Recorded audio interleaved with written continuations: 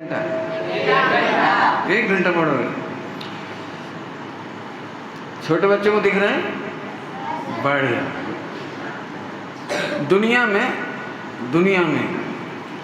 3 तरह के लोग डिस्ट्रक्टिव होते हैं, डिस्ट्रक्टिव, और 3 तरह के लोग होते हैं कंस्ट्रक्टिव। डिस्ट्रक्टिव तो समझते ही होंगे सब लोग। डिस्ट्रक्टिव कैसे होते हैं, कोई बताएगा? डिस्ट्रक्टिव होते हैं, यदि कोई गुब्बारा लेके जा रहा है तो उसमें पिन घुसा दो, यदि कोई पढ़ रहा हो तो ऊधम मचाने लगो। ये डिस्ट्रक्टिव होते हैं। डिस्ट्रक्टिव माने विनाशात्मक। डिस्ट्रक्टिव मतलब आपने देखा है, कुछ बच्चे ऐसे होते हैं ना खेलेंगे ना खेलने देंगे, ना खेलेंगे ना खेलने देंगे, लड़ेंगे और लड़ाएंगे। ये होते हैं डिस्ट्रक्टिव। इन लोगों की उन्नति कभी नहीं होती, प्रोग्रेस कभी नहीं होती है, इनका डेवलपमेंट कभी नहीं होता है, ये हमेशा परेशान होते हैं। 3 कैसे होते हैं, सुनाई पड़ रहा है? नहीं, उधर मत देखो, उधर क्या देख रहा है, हमें देखो। 3 तरह के लोग डिस्ट्रक्टिव होते हैं। डिस्ट्रक्टिव माने विनाश करने वाले, ऊधम मचाने वाले, लड़ाई झगड़ा करने वाले। और 3 तरह के लोग होते हैं रचनात्मक। रचनात्मक कंस्ट्रक्टिव। 3 कैसे होते हैं? डिस्ट्रक्टिव। 3 जोर से बोलो, कैसे होते हैं? रचनात्मक। और 3 होते हैं, शुरू करूं? अपन देखिए, अपन अपने अंदर में भी 6 वैरायटी होती है। अपने अंदर भी 6 क्वालिटी होती है, 6 वैरायटी होती है अपने अंदर भी। लेकिन जो कल हमने आपसे अंतिम 2 लाइन गाई थी, याद है आपको? हाँ, कौन सी?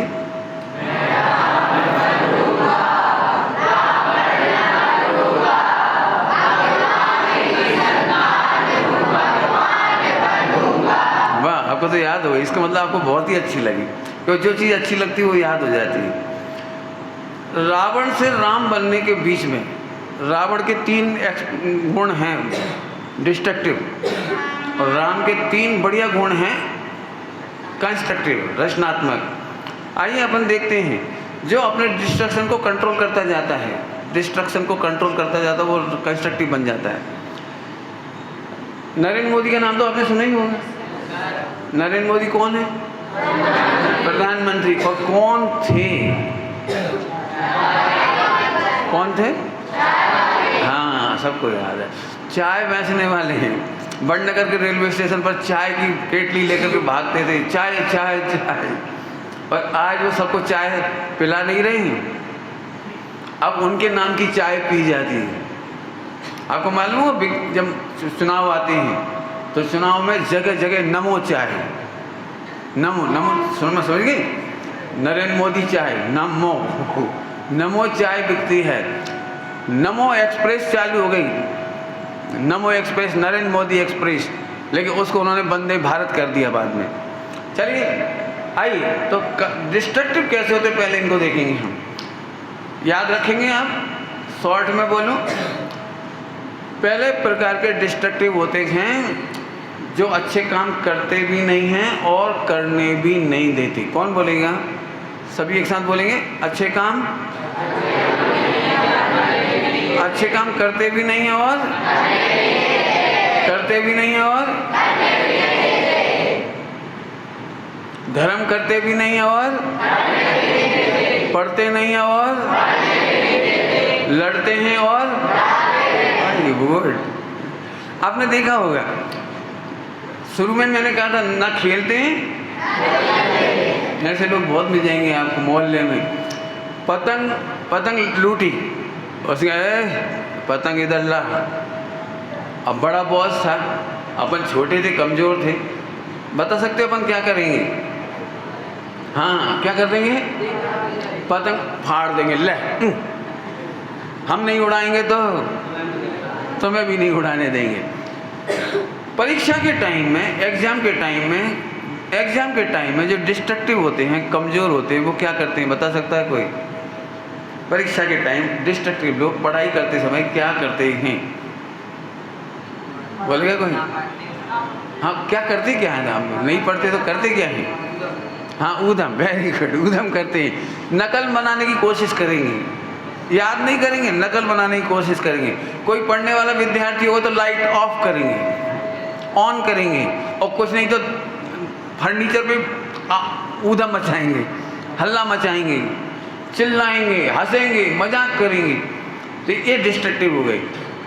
कल हमने आपको बताया था इंटेलिजेंट बनने के लिए क्या करना है आपको, ये डिस्ट्रक्शन छोड़ना है। खाली दिमाग शैतान का घर, खाली दिमाग। एक काम करो, खाली मत रखो, पढ़ो और पढ़ाओ। एक कंस्ट्रक्टिव हो गया, पढ़ो और लड़ो और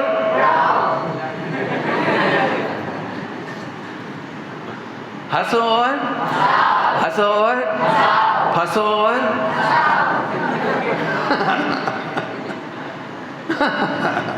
खैर आप समझ गए होंगे जो कहना है हमको। तो डिस्ट्रक्टिव लोग ऐसे होते हैं, आपको ऐसे लोग मिलेंगे, अखबार पढ़ोगे तो बहुत मिलेंगे। आपने ऐसे समाचार सुने हैं, किसी ने सुसाइड भी किया, उससे पहले पत्नी को मार डाला, उसके बच्चों को भी मार डाला। ऐसी माँ के भी समाचार सुने होंगे जिसने अपने दोनों बच्चों को कुएं में डाल दिया और खुद भी कूद गई। एक माँ का समाचार आया था, उसने अपने 3 बच्चों को कुएं में डाल दिया और खुद भी गिर गई, मर गए, सबको मार डाला। कई बार ऐसा होता है, माँ गुस्से में होती है, मेरे बाद बच्चे का क्या होगा, तो अपने ऊपर भी मिट्टी का तेल डाल दिया और बच्चे पे भी डाल दिया और जल करके मर गए।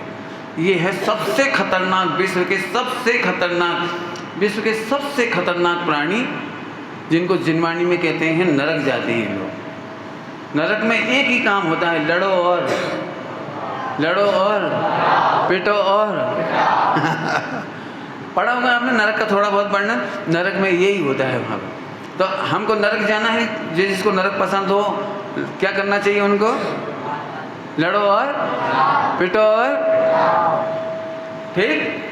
किस किस को पसंद आया नरक जाना, किसी को नहीं पसंद आया, किसी को भी पसंद नहीं आया। तो फिर आपको ध्यान रखना है, कि हमको ये डिस्ट्रक्शन छोड़ना है। समझ में आया क्या कहा हमने, ये डिस्ट्रक्शन छोड़ना है। बैठिए, कोई दिक्कत नहीं, आप मस्ती करने दो बच्चा, मैं देख रहा हूँ, सबको कंट्रोल कर रहा हूँ, सब मेरी ओर देखेंगे बस। और जब आपको मज़ा नहीं आए तो हाथ खड़ा कर देंगे, तो अपन मज़े शुरू कर देंगे। चलिए, पहले डिस्ट्रक्टिव लोग क्या करते हैं, लड़ते हैं और वे धर्म करते भी नहीं और वे गाली देते भी हैं और सिखाते भी हैं। देखें ऐसे लोग, इधर आ, 2 बटन खोल, मार दो बंद, बोल और गाली देना सिखा देंगे उसको। गाली दिया कर, मर्द बनना है तो क्या कहना चाहिए, राम बनना हो तो गाली देना सीखना चाहिए। नहीं, गाली नहीं दोगे तो फिर मर्द कैसे बनोगे। कुछ लड़के मिलते होंगे मोहल्ले में आपको अपने गांव में, इधर आ, पुड़िया खा पुड़िया खाने और खिलाने वाले डिस्ट्रक्टिव हैं, कंस्ट्रक्टिव हैं, डिस्ट्रक्टिव है, कंस्ट्रक्टिव है, डिस्ट्रक्टिव। ऐसे करेंगे वो आपको, मोबाइल दिखाएंगे, इधर आप मोबाइल में देख मजा आ जाएगा तुझे। तो आपको ऐसे रावण से दूर रहना है या पास रहना है, ऐसे रावण के पास रहना है कि दूर रहना है, रावण बनना है या नहीं बनना है, रावण बनना है या राम बनना है। तो मोबाइल में गंदी चीज देखेंगे नहीं, दिखाएंगे, गाली देना सीखेंगे और सीखेंगे, सिखाएंगे, पक्का पक्का, प्रॉमिस प्रॉमिस। लगता तो नहीं है मुझे, लेकिन हो सकता है अपन कंट्रोल कर सकते हैं। कभी आप सोचो आपकी मम्मी को कैसा लगता होगा जब कोई माँ की गाली दे, बहन की गाली देने पर बहन को कैसा लगता होगा। हिंदू समाज में तो सबसे ज़्यादा देवियाँ हैं, देवियाँ हैं। आप कल्पना कर सकते हो देवी ने ऐसा रूप क्यों बनाया है, वो सिर क्यों पकड़े खड़ी है, पैरों के नीचे दानव, डिस्ट्रक्टिव दानव क्यों है, देखा होगा आपने काली माता का। ये क्यों है, क्योंकि उसे माँ की गाली पसंद नहीं। तो जब कोई हिंदू उसे गाली देता है, माँ की गाली देता है, तो इसका मतलब अपनी देवी को गाली देता है, सरस्वती को गाली देता है। सरस्वती को आप क्या बोलते हो, माँ। काली को क्या कहते हो, माँ। पूरे हिंदुस्तान में हम अपने से बड़ों को माँ कहते हैं, बड़ों से महिलाओं को माँ कहते हैं, बराबरी वाली को बहन कहते हैं, छोटों को बेटी कहते हैं, बहन कहते हैं, दीदी कहते हैं। और फिर माँ की गाली कैसे दे सकते हैं, बहन की गाली कैसे दे सकते हैं?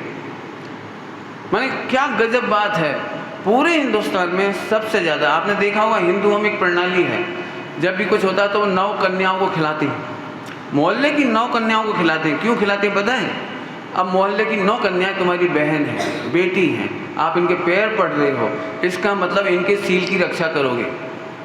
आप तो मनुष्य हैं, ध्यान से सुनना सभी लोग, आप मनुष्य हैं। आपको मालूम है सीता की रक्षा करने के लिए रावण से बचाने कौन आया था? पक्षी, जटायु आया था। सीता की रक्षा करने के लिए जटायु ने अपने प्राण दे दिए। क्या हम रावण बनेंगे? नंबर 1 कि नहीं। इसका मतलब कम से कम पक्षी नहीं बने तो मनुष्य बन करके अपनी बहनों की रक्षा करेंगे, अपनी बेटियों की रक्षा करेंगे, अपने मोहल्ले की लड़कियों को, बहनों को, बच्चियों की रक्षा करेंगे। रक्षा करने वाला मर्द है और रक्षा नहीं करने वाला नामर्द है। मर्द बनना है कि नामर्द बनना है, ये आपको सोचना है। फिर से आवाज नहीं आई? पक्का? प्रॉमिस? आप किसी को हैरान करेंगे, परेशान करेंगे, माँ की गाली तो देंगे, देते हैं। अच्छा एक बात बोलूं, आप सच बोलोगे कि झूठ बोलोगे? पक्का? शर्म तो नहीं आएगी, बुरा तो नहीं लगेगा? थोड़ी देर के लिए अपन सच बोलेंगे। आप में से कितने बच्चे हैं जो माँ की गाली देते हैं? ईमानदारी से 1 2, वेरी गुड, 3। बिल्कुल नहीं डरिए, बिल्कुल नहीं डरिए, बिल्कुल मत डरिए, शाबाश, वेरी गुड, वेरी गुड, बिल्कुल बेटी, very good, very good, very good.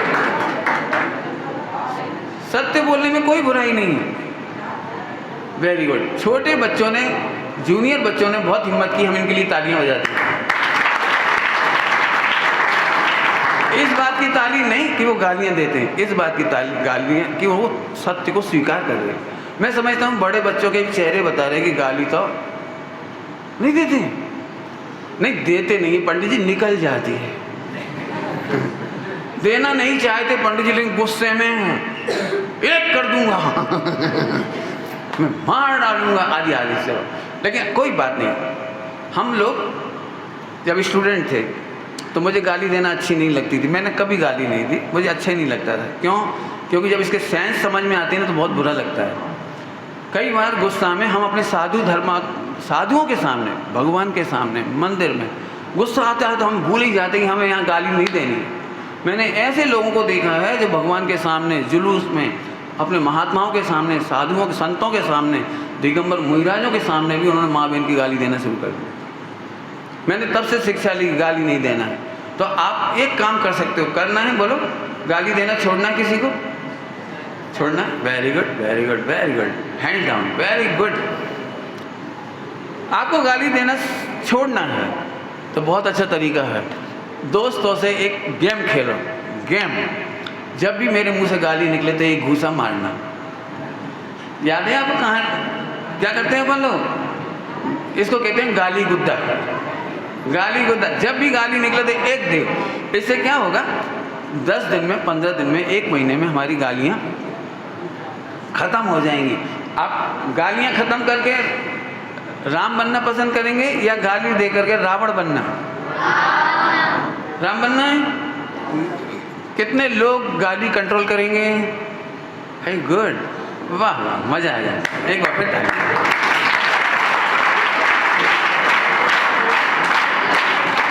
चलिए अपन आगे चलते हैं। जो लोग डिस्ट्रक्टिव नंबर 1 है, डिस्ट्रक्टिव नंबर 1, वे करते भी नहीं और करने भी नहीं देते, पढ़ते नहीं और धर्म नहीं करते हैं। और कुछ बच्चे ऐसे होते हैं, धर्म करते भी नहीं और धर्म करने वालों की मजाक उड़ाते। जी आ गए पंडित जी, ओए पंडित जी देखो और देखो ये पंडित जी बड़ी पूजा कर रहे, इनके भाग्य में मजे ही नहीं है। मजे तो ये हैं अरे खाओ पियो, ऐश करो, ऐश बढ़िया खाओ, बढ़िया पियो, बढ़िया जियो। ये जिंदगी ना मिलेगी, ना दोबारा। तो अब आप बताइए, इसी जिंदगी में आप राम बन सकते थे और इसी जिंदगी में आप रावण बन सकते हैं। आपको मालूम होगा सारे पुराणों में ये बात लिखी है, 84 लाख योनियां होती हैं। आपको सबको पता होगा। ये नहीं हो तो आप अपने अपने धर्म ग्रंथों के पुराणों को पढ़िए, आपको मालूम पड़ जाएगा कि पूर्व भव में या अगले भव में आदमी क्या बनता है। चिल्लाने वाला कुत्ता बन जाता है। देखा आपने, बात बात पे चिल्लाते तो घर में लोग ही कहते का कुत्ता जैसे भौंकत रहे, बकत रहो, हम नहीं सुन रहे। तो जो ज़्यादा चिल्लाते हैं वे कुत्ता बन जाते हैं और बात बात में ऐसे करने वाले सर्प बन जाते हैं, वे बात बात में फुफकारते हैं। घृणा करने वाले घृणा, गंदे रहने वाले, धुले कपड़े नहीं पहनने वाले, गंदे गंदे कपड़े पहने 1 महीना बाद से, लेटरिन गए उसके कपड़े ही नहीं बदले, हाथ तक नहीं धोए, ऐसे ही जरा से पानी से ऐसे ऐसे कर ला। कुछ बच्चे ऐसे होते लेटरिन गए और दीवार पे ऐसे हाथ करे और धुल गए उनके हाथ। अब ऐसे लोग मर करके PIG साहब बन जाते हैं। PIG, पिग माने, हाँ पिग माने कौन है? PIG साहब कौन है? कौन है? आपको बनना है PIG साहब? नहीं, PIG नहीं बनो, DOG बनो, DOG। अरे DOG भी क्या दम है, OX। तो अब आपको सोचना है जरा, हाथ तक नहीं धोते, अरे 3 बार हाथ धो भाई साहब, एक बार मम्मी के नाम का, एक बार पापा के नाम का, एक बार अपने नाम का, 3 बार हाथ धो, बढ़िया शुद्धि करो। पहले ज़माने मालूम क्या होता था, लोग केवल पानी से नहीं सोचते थे, हम मिट्टी से भी सोचते थे। पढ़ के देखना आप किताबों में, मिट्टी से भी शुद्धि करते, क्योंकि इसको तो अपन ने 3 बार धो लिया और जिस अंडरवियर को पहना वहाँ तो अपन ने 1 ही बार धोया, तो वहाँ पर भी मिट्टी और साबुन से धोने का लिखा हुआ है पुराणों में। चलिए आई, बहुत देर हो गई। डिस्ट्रक्टिव नंबर 1, न खाते हैं न खाने देते हैं। क्या बोला हमने, क्या बोला, क्या बोला? ऐसे बहुत सारे लोग मिलेंगे। डफर सिस्टम में गए आप? डफर सिस्टम में वो खड़े खड़े खाते हैं, डफर डफर, अरे डफर, अरे वो डफर सिस्टम में लोग क्या करते हैं, पहले तो उनको देख देख के लगता अरे ये भी आने दे, ये भी आने दे, अब खूब सारा ले लिया। अब पेट तो पेट ही बेचारा, कोट तो है नहीं, थैला लेके तो आए नहीं थे, नहीं थैला में रख लेते अपन घर ले जाते। अब इसी में रखना है तो पहले तो ले लेते हैं ज़्यादा और फिर खाने के बाद जब नहीं बनता है तो छोड़ देते हैं। ये डिस्ट्रक्टिव है, ना खाते हैं और फिर डस्टबिन में डाल दिया तो ना पशु खा सकते उसे। आपने देखा है कभी शादी वगैरह के बाद अगले दिन सड़ा हुआ भोजन, बदबू आ रही है उसमें से, सारी सब चीज़ें उसमें डाली पड़ी हुई हैं, बिल्कुल ख़राब हो गई, ना पशु खाते ना कोई खाता। कभी नहीं करिए। एक बहुत अच्छा स्लोगन सुना था मैंने, उतना लेवे थाली में, वाह आपने भी सुना था, आपने नहीं सुना? उतना लेवे थाली में, व्यर्थ न जावे नाली में, खावे और मान के चलिए कभी थाली में बच जाए तो आप डस्टबिन में मत डालिए, आप पक्षियों को डाल दीजिए। हमारे गुरुजी एक बहुत अच्छी बात कहते थे, आपको यदि अहिंसा का पुण्य कमाना हो, अहिंसा का पुण्य, तो आपकी अपनी थाली का जितना भोजन बच गया, वैसे तो छोड़ना नहीं चाहिए, पक्षियों को खिलाओगे, पक्षी जितना भोजन करेंगे उतने कीड़े नहीं खाएंगे, वो उतना शिकार नहीं करेंगे, वो उतनी हिंसा नहीं करेंगे, तो आपको तो फ्री फंड का ही पुण्य हो जाएगा। और कितना पुण्य होता है, शास्त्रों में क्या लिखा पता है? हम तो ये चाहते हैं कि विश्व में कोई भी मांस ना खाए, कोई भी हिंसा ना करे, कोई भी शिकार ना करे, हमारी भावना तो ये है। तो जो व्यक्ति पशु पक्षियों को दाना डालता है, भोजन डालता है, उसे 3 लोग के सारे पशु पक्षियों को खिलाने का पुण्य हो जाता है। इसलिए आपने एक नाम सुना होगा, अन्नदान महादान। कभी सुना है आपने? अन्नदान, अन्नदान आप कर सकते हैं, लेकिन ज़्यादा लेवे नहीं, जितना खाते हैं उतना ले लेवे, फेंके नहीं। क्यों? जो खाते भी नहीं है और खाने भी नहीं देते। कई बार अपनी प्लेट में नाश्ता है बहुत, अपना भैया आया हमें खिलाओ, तो हमने फेंक दिया उसको। ऐसा नहीं करें। अब तो मेरे ख्याल से सब समझ गए होंगे।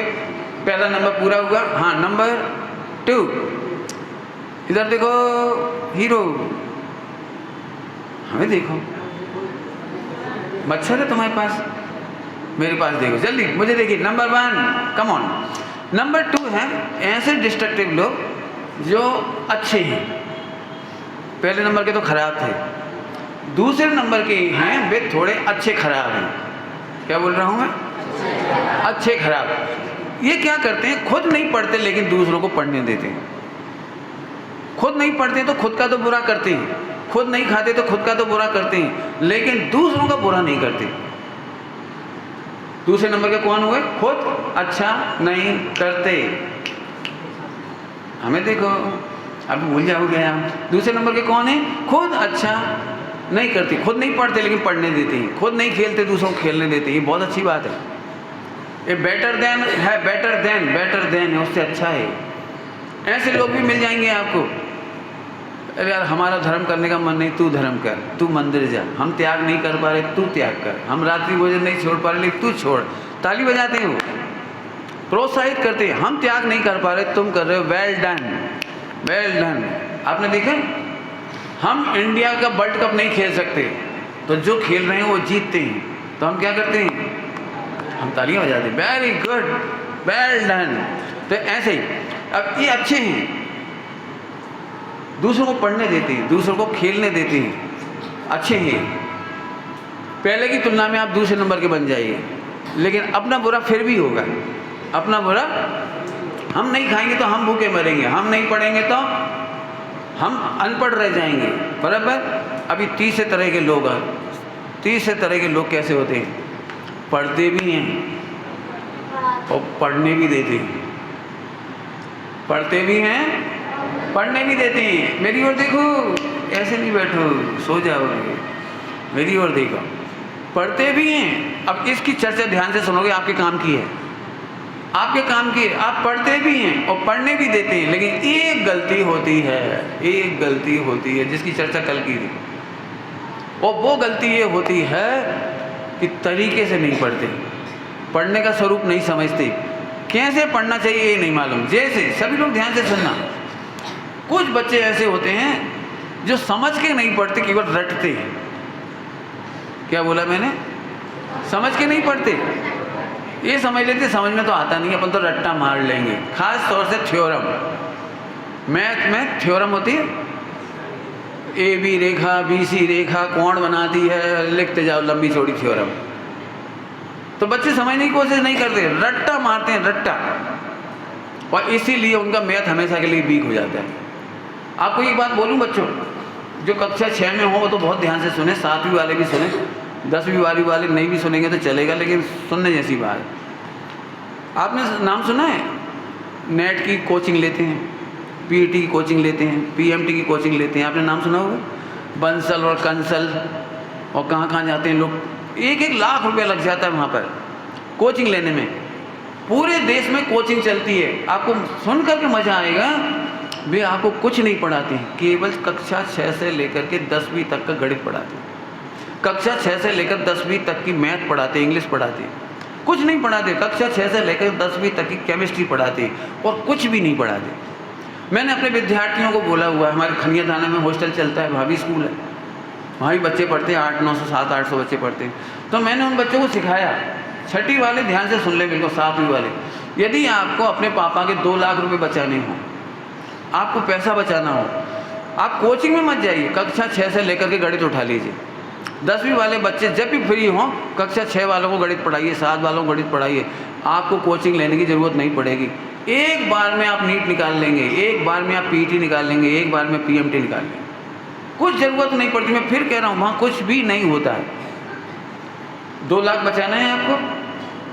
कक्षा 6 के विद्यार्थी बहुत ध्यान से सुने, सबसे महत्वपूर्ण गणित है आपका, जिसके सूत्र दिए हुए हैं, 7वीं के सूत्र दिए हुए, आप पढ़िए बस केवल, और उनको क्लियर कर लीजिए, आपके 2 लाख रुपये बच जाएंगे। आपको पता है, हर सप्ताह 2 बच्चे कोटा अकेले कोटा में सुसाइड करते हैं। हर वीक 2 बच्चे सुसाइड करते हैं, केवल डिप्रेशन में, क्योंकि 10,000 बच्चों का सिलेक्शन होना है। पीटी में, और 20 लाख बच्चे पढ़ते हैं। 20 लाख में से 10,000 का सिलेक्शन में हर बच्चा डिप्रेशन में, हर बच्चे की पढ़ाई में जान लगा रहा है वो, और डिप्रेशन में हर महीने 10, 20, 30 बच्चे मारे जाते हैं। आप चाहें तो उठा के देख लीजिए कोटा के पूरे समाचार। एक बात जब बीच में आई गई है तो मैं आप सबसे कहना चाहूँगा, कह दूँ, ये जिंदगी जो मिली है स्ट्रगल करने के लिए मिली है। काय के लिए मिली है?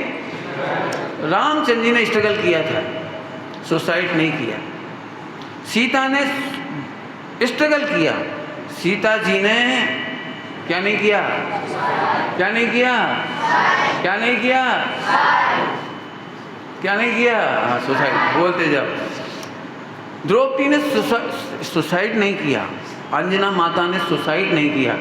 और मुझे आपसे एक बात की प्रतिज्ञा लेनी है, जिंदगी में चाहे जितना पैसा लुट जाए, और चाहे जितने शत्रु खड़े हो जाएं, और चाहे जितनी प्रॉब्लम्स आ जाएं, हम कभी आत्महत्या, ये तो पक्की प्रतिज्ञा चाहिए मुझे, बिल्कुल हाथ उठा करके, चाहे कुछ हो जाए, हम कभी भी आत्महत्या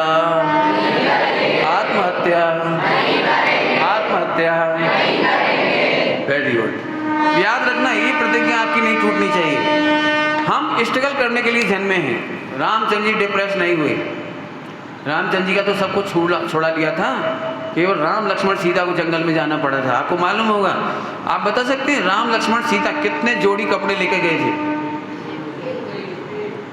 कितने जोड़ी कपड़े लेके गए थे? कितने बर्तन लेकर गए थे? कितने टिफिन में नाश्ता लेके गए थे? शक्करपारे ले गए थे, शक्करपारे। क्या ले गए थे? बेसनियाँ ले गए थे, बेसनियाँ, बेसन की मिठाई। क्या ले गए थे?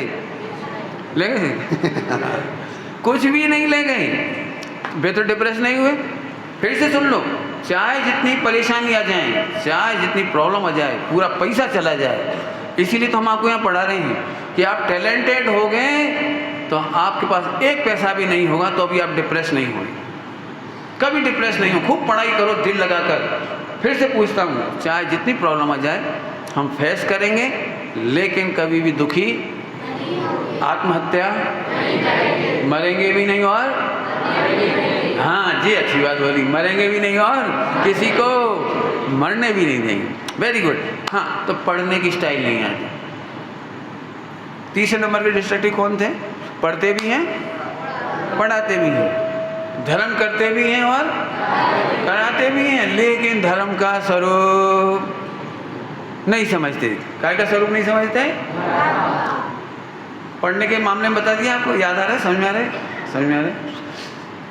कई बच्चे ऐसे होते हैं जोर जोर से चिल्ला के पढ़ते हैं।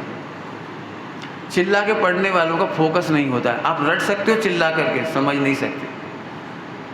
जो बच्चे बोल बोल कर पढ़ते हैं उन्हें ध्यान रखना है, फोकस करके पढ़िए, समझ के पढ़िए। मैं आपको प्रॉमिस करता हूँ, आपको श्योरिटी देता हूँ कि जो चीज़ आप 1 घंटे में पढ़ लेते हैं, 2 रट लेते हैं, आधा घंटे में रट लेते हैं, लेकिन आप 10 मिनट भी फोकस करके पढ़ेंगे तो ज़िंदगी भर के लिए समझ जाएंगे, ज़िंदगी भर के लिए।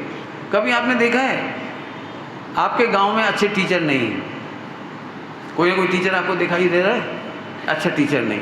पता है क्यों? क्योंकि वो रट्टा मार के आए थे, समझ के नहीं आए थे। विद्यार्थी पूछते हैं सर हमें समझ में नहीं आ रहा, वो समझा नहीं पाते। देखा, याद आ रहा है किसी को? आप पूछते हो वो समझा नहीं पाते। वे कहते जैसो कर रहे सो लिख ले। हमारे मास्टर ऐसे कहते जैसो लिख रहे चुपचाप लिख ले, ज़्यादा मत दिखा। अब बेचारा मोड़ा क्या करे, वो लिख रहा कुछ आ रहा, जो बोर्ड पे लिख दिया उसने लिख दिया, रट लिया, लेकिन समझ में कभी समझ में आया? तो आप समझदार बनेंगे तो कल आप टीचर बनेंगे, कल आप प्रोफेसर बनेंगे, और कोई भी विद्यार्थी कहीं से पूछेगा आप फटाफट समझा देंगे। और ऐसे टीचर की और ऐसे प्रोफेसर की इज्जत लड़के बहुत करते हैं। मैंने देखा है, मैं कॉलेज में रहा हूँ, मेरे साथ के प्रोफेसरों को चाकू मार दिए लड़कों ने, साथ वालों को इंसल्ट कर देते थे, मारपीट कर देते थे। लेकिन मेरे साथ इसलिए नहीं हुआ कभी क्योंकि मैंने बताया था कल आपको, 6ठी में फेल होने के बाद मैंने हमेशा समझ करके पढ़ने की कोशिश की। और आप भी कोशिश करिए कि समझ के पढ़िए, रट्टा मत मारिए। नहीं समझ में आए तो 4 जनों के ग्रुप में पढ़िए, 6 जनों के ग्रुप में पढ़िए। और एक बात और बोलूँ, नहीं समझ में आए तो टीचर से फिर पूछिए, with due respect please sir, sorry sir, मैं आपको हैरान कर रहा हूँ, लेकिन प्लीज़ मुझे नहीं आ रहा है समझ में, मुझे फिर से समझा दीजिए। तो आप विनय करिए, रिस्पेक्ट करिए टीचर की, आप दी बेस्ट स्टूडेंट बन जाएंगे। तो पढ़ने का स्वरूप नहीं मालूम, थोड़ा और बताऊं। आपने देखा होगा, आप पढ़ लेते हैं, याद कर लेते हैं, लेकिन परीक्षा में भूल जाते हैं। इसके कुछ कारण हैं, कुछ कारण। हमारी जो याद करने वाली नसें हैं, या मेमोरी तक जाने वाली, मस्तिष्क तक जाने वाली जो नसें हैं, वो ये चाहती हैं कि आप सीधे बैठ के पढ़िए। जैसे मैं आपको बताता हूँ, आपने देखा है पानी की पाइप होता है, पानी का पाइप नल में लगा देते हैं, और बीच में यदि मुड़ जाए तो क्या होगा, वहाँ पानी का फ्लो पूरा आएगा या अधूरा आएगा। और 2-4 फ्लो मार दिए अपन ने, 2-4 उसके टर्न मार दिए पाइप में, पानी के पाइप में, तो वहाँ पानी पहुँचेगा या नहीं पहुँचेगा।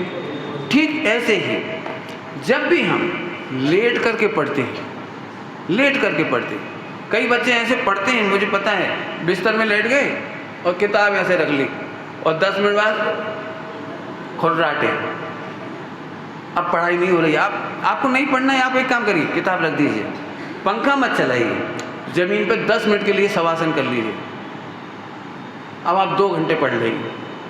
कई बार बच्चों को नींद आ रही, पढ़ते जा रहे हैं लेकिन समझ में कुछ नहीं आ रहा है, देखा होगा आपने। तो कभी भी ऐसे बैठ के मत पढ़िए। कुछ बच्चे लिखने के लिए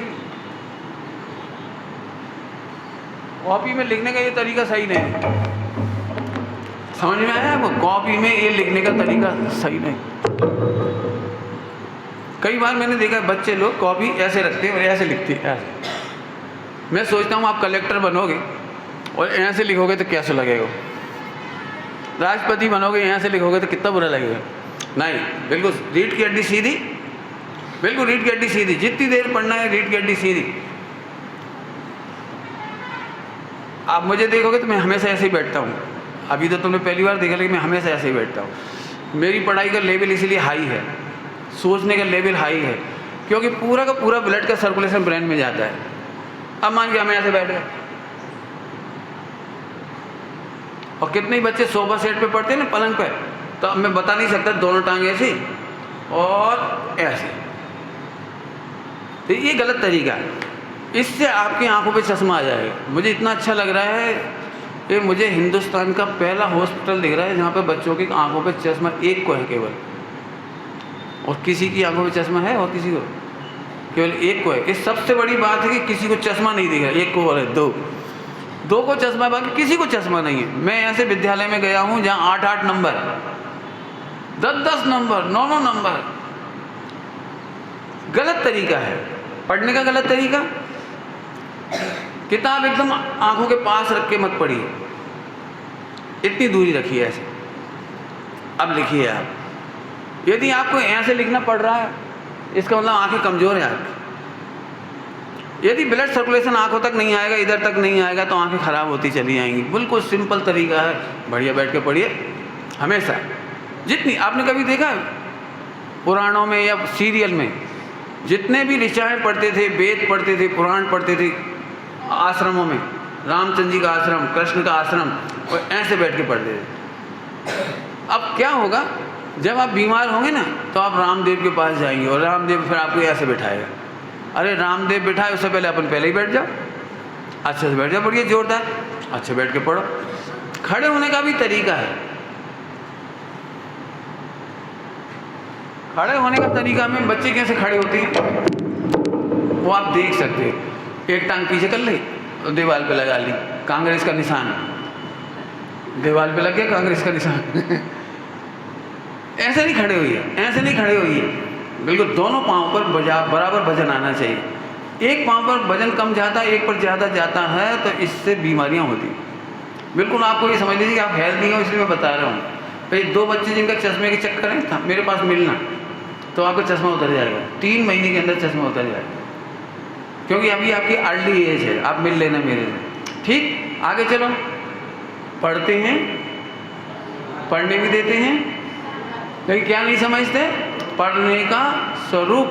क्या नहीं समझते, पढ़ने का क्या नहीं समझते, पढ़ने का। तो आप सही कर लीजिए। खाते हैं और खाने भी देते हैं, लेकिन खाने का स्वरूप नहीं समझते। अब इस पर भी मुझे बताना पड़ेगा। जब आप भोजन करेंगे, कितने बजे भोजन करते हैं आप लोग? अभी कितने बजे करेंगे? 1 बजे। तो ठीक है, मैं 1 बजे देखूंगा आप कैसे खा रहे हो। कुछ बच्चे दोनों हाथ से रोटी तोड़ते हैं, पापड़ तक दोनों हाथ से तोड़ते हैं। पापड़ क्यों भैया, क्या तुम्हारा हाथ कमज़ोर है? एक हाथ हमेशा पवित्र होना चाहिए, जोरदार। मान लो मैं भोजन करने बैठ जाऊं आपके साथ और मैं कहूँ जरा नमक देना, तो अब आपके हाथ दोनों झूठे हैं, आप नमक नहीं दे सकते मुझे, आपके दोनों हाथ झूठे। मैंने कहा जरा पूरी देना। मान लो अपन पिकनिक में भोजन कर रहे हैं, पिकनिक में अपन 4-6 लोग, अब आपके पास पूरी का डब्बा रखा हुआ है, नाश्ते का डब्बा रखा है, मैंने कहा जरा चटनी देना, जरा पूरी देना, तो आप कैसे दोगे बोलो? जिंदगी में एक हाथ हमेशा बढ़िया रखो, एक हाथ से खाओ। 2 हाथ से खाने में इनकी एक्सरसाइज नहीं होती है। रोटी तोड़ो, एक हाथ से तोड़ सकते हो बड़े आराम से, पापड़ एक हाथ से तोड़ सकते हो, एक हाथ हमेशा अच्छा रखो। आज मैं देखूंगा आपको 1 बजे, और यदि गंदी आदत हो तो एक काम करिएगा, एक हाथ में रुमाल रख लीजिए पहले से ही, एक हाथ में पहले से रुमाल रख लीजिए ताकि वो खुले ही नहीं, खुलेगा तो याद आ जाएगा। अरे एक हाथ में रुमाल रख करके आदत कर लीजिए कि ना एक हाथ से खाना, फिर पीछे रख लीजिए, लेकिन एक हाथ से खाने की आदत डालिए। मुझे इतना गंदा लगता है जब 2 हाथों से खाते हैं। आगे की बात, मुंह खोल करके खाना। 2 IAS लड़का और लड़की टॉपर, दोनों ने शादी कर ली, दोनों ने शादी करी, क्योंकि IAS से दोनों ने शादी करी। आपको मालूम है केवल 2 महीने बाद उनमें डाइवोर्स हो गया, तलाक। और तलाक क्यों हुआ पता है? क्योंकि जो उसकी मिसेज थी IAS, वो मुंह खोल के खाती थी। और आपने देखा होगा जो पढ़े लिखे ज़्यादा लोग होते हैं ना, ज़्यादा समझदार माने ज़्यादा ना समझ, मैं अभी इसकी बारे में नहीं बोलूँगा, लेकिन वो आमने सामने बैठते हैं और दोनों साथ साथ खाते, पति पत्नी। ज़रा आप कल्पना करिए, पत्नी सामने बैठे बैठे कोई चीज़ खा रही है, अब वो पूरी मिक्सी दिख रही है, अंदर की पूरी मिक्सी दिख रही है, घूम रहा है भोजन। अब बातें कर रहे तो मुंह में से निकल करके दही बड़ा उनके मुंह में गिर गया मुंह में से कुछ निकल करके चपर खाते हैं तो कुछ निकल के उनके थाली में गिर गया। अब वो सामने बैठता तो हस्बैंड उसने हर बार कहा, देखो it is not good manners, थोड़ा एटिकेट सीखो आप, अच्छे से खाया करो। तो जैसे ही वो कहे तो और फिर भूल जाए बेचारी वो, तो फिर जैसे ही उसने बर्फी का टुकड़ा मुंह में डाला, गाय की तरह जुगाली देखी आपने? गाय की जुगाली, भैंस की जुगाली अच्छी चीज़ है, लेकिन मैनर्स सीखे। जब भी कोई चीज़ खाइए थोड़ा सा लीजिए और चबाइए। आपकी बीमारी यदि नहीं, आपको मैं कुछ कह रहा हूँ, जिंदगी में अब एक बार भी बीमार ना हो, एक बार भी बीमार ना होना हो, कोई बीमारी नहीं होना हो, नहीं चाहते हो तो एक ही काम करना है आपको। क्या करना है? छोटा कोर ज़्यादा चबाओ, मुंह बंद करके चबाओ, आप जिंदगी में कभी बीमार नहीं हो। बच्चे क्या करते हैं पता है? बर्फी ली, लड्डू लिया, अब अंदर ठुस नहीं रहा उसका, सो पानी पी का ये खाने का तरीका गलत है। लड्डू आपको खाना है तो मैं कल एक दिन सिखाऊंगा आपको लड्डू कैसे खाना है, हलवा कैसे खाना है, खीर कैसे खाना है। एक पीरियड शाम का देखेंगे अपन, है ना, उसमें मैं आपको बताऊंगा आपको भोजन कैसे करना है। क्योंकि बीमार होने की मूल जड़ है चबाते नहीं हम ठीक से। ठीक, नींद तो नहीं आ रही? नींद आ रही है? अच्छे से बैठ जाओ, बढ़िया। फिर तुमने अपनी रीढ़ की हड्डी टेढ़ी करी, रीढ़ की हड्डी सीधी रखनी है आपको। वेरी गुड, बहुत अच्छा। चलो आगे चलते हैं। खाते भी हैं और खिलाते भी, लेकिन खाने का स्वरूप नहीं मालूम। पढ़ते हैं और पढ़ाते हैं, लेकिन उसका स्वरूप नहीं मालूम। थोड़ा सा मंदिर में भी चलते हैं और थोड़ा सा तीर्थ यात्रा में भी चलते हैं, 2 जगह और चलते हैं। इसके बाद नेक्स्ट, लोग मंदिर में भी जाते हैं, पूजा भी करते हैं, कराते भी हैं, लेकिन पूजा का स्वरूप नहीं जानते। तीर्थ यात्रा करते भी हैं, कराते भी हैं, लेकिन तीर्थ यात्रा का स्वरूप चलो दोनों बातें देखते हैं अपन। रेडी, वेरी गुड, बहुत बढ़िया। अच्छा, मंदिर जाते हो आप लोग? अब मैं तुमसे तो नहीं कहता हूँ, लेकिन तुम गौर से देखो, कुछ लोग पूजा करते करते करते पूजा भी करते जा रहे, कोई जाते भी जा रहे, पूजा करते जा रहे और उन्हीं हाथों से द्रव्य चढ़ा दिया। कभी कभी मैं देखता हूँ लोगों को भगवान को प्रणाम करते हैं और दोनों हाथ जमीन पे लगा के उठे, जमीन पे हाथ लगा के उठे और फिर उसी से द्रव्य छू ली और उसी से भगवान का चेहरा पहुँच दिया। अभिषेक कर रही हो, पहले जमीन पे हाथ लगा दिए दोनों और फिर भगवान का अभिषेक करने लगे। इट इज़ गुड और बैड? इट इज़ गुड और बैड? जरा आप सोचो, जमीन पे हाथ लगा के उठे और आप खा लो, खा सकते हो?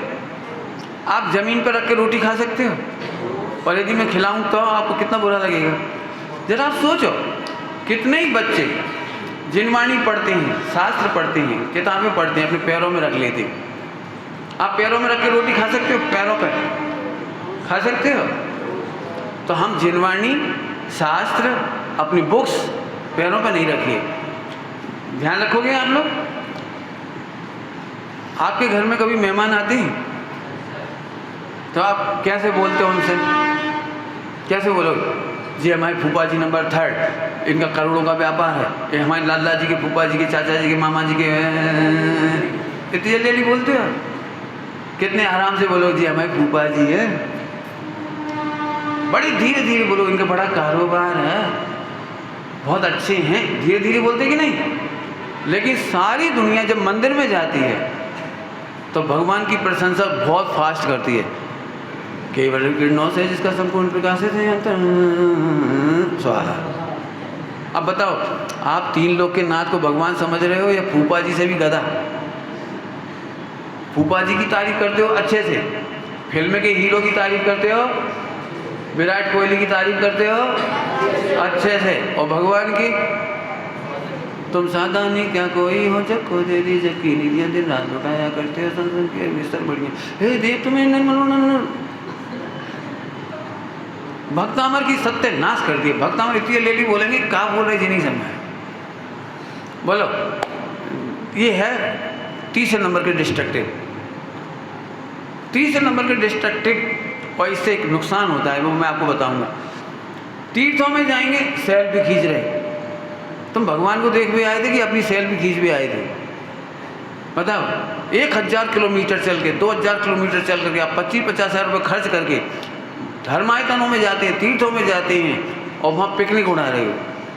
अरे साहब मज़ा आओ, आज मज़ा आओ, गाकड़े खाएंगे बढ़िया। गाकड़ समझते हो? हाँ, यहाँ गांव में सब समझते होंगे। बढ़िया दाल बाटी चूरमा, हमरे पापा सूरमा। मैं खाया पिया और ऐश करा। तो ये नहीं, हम जब भी धर्मायतनों में जाएंगे, तीर्थ क्षेत्रों में जाएंगे, ऐश करने नहीं जा रहे, हम पिकनिक करने नहीं जा रहे, हम वहाँ पर भगवान की महिमा करने जाते हैं, हमारे साधक संतों की सेवा करने जाते हैं और वैराग बढ़ाने के लिए जाते हैं। काय के लिए जाते हैं? भगवान की महिमा, साधक संतों की सेवा और अपनी वैराग बढ़ाने के लिए जाते हैं। तो तीर्थ क्षेत्रों में जाके हमें पिकनिक करना है या नहीं करना है? ध्यान रखेंगे आप? Very good. आइए, इसके साथ ही आज की कक्षा, अभी की कक्षा पूरी। इसके बाद 3 सुपर कंस्ट्रक्टिव, सुपरमैन बढ़िया, उनके बारे में आपको बताएंगे। अभी आपको 3 डिस्ट्रक्टिव बताए हैं। आप अपने आप से अकल लगाना। डिस्ट्रक्टिव बच्चे के बारे में जैसे मैं कहूँ, मैंने अभी सूचना पढ़ी कि भाई टंकी भर भर के परेशान है और बच्चे जब टंकी नहीं चलती है ना, नल नहीं आता है, तो लेटरिन का नल खुला छोड़ के चले जाते हैं। फिर दिन भर आप क्लास में रहते हो, दिन भर आप कहीं रहते हो और टंकी खाली होती रहती है। कल मैं देख रहा था 2 कमरों में बिल्कुल लगातार 4 घंटे पानी नल में से जा रहा था। तो ये बिल्कुल आप समझ लीजिए, पानी बचाना है हमको। लेटरिन गए, नहीं चल रहा है तो उसे वहीं बंद कर दीजिए। जहाँ भी आप नल यूज़ कर रहे हैं, पानी नहीं आ रहा है तो उसे बंद जरूर करिए। समझ में आ गया आपको? जय जिनेन्द्र। 3 बार